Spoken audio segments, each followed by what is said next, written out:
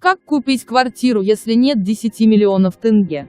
Если нет всей суммы сразу, придется воспользоваться услугами банков. Можно рассмотреть несколько вариантов ипотеки.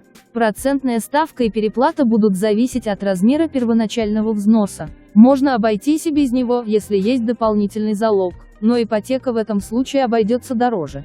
Итак, что предлагает рынок на сегодняшний день? Ипотека 7, 20, 25 на новостройки.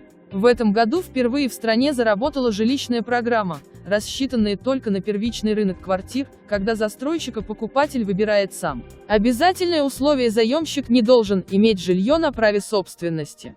Примерные расчеты по ежемесячному платежу по программе 7, 20, 25.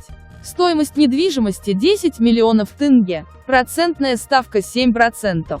Первоначальный взнос – 2 миллиона. Ежемесячный платеж – 57 тысяч. Срок займа – 25 лет. Можно расплатиться и раньше, тогда переплата будет значительно меньше. Ипотека на вторичное жилье в коммерческом банке.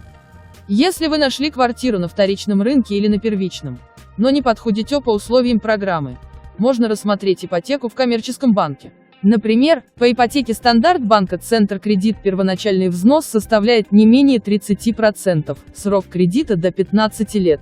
Ставка от 15,5%. Ипотека выдается как с анализом, так и без анализа платежеспособности. Расчеты по ипотечной программе Стандарт в банке Центр Кредит. Срок займа 10 лет. Базовая ставка 15,5%.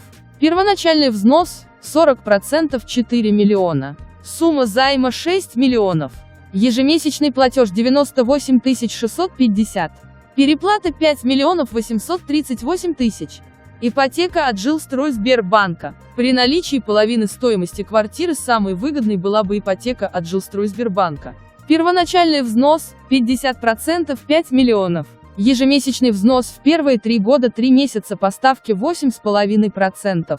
70 833. Ежемесячный взнос в последующие 6 лет по ставке 4,5%. 45 800. Переплата 3 628 000 тенге.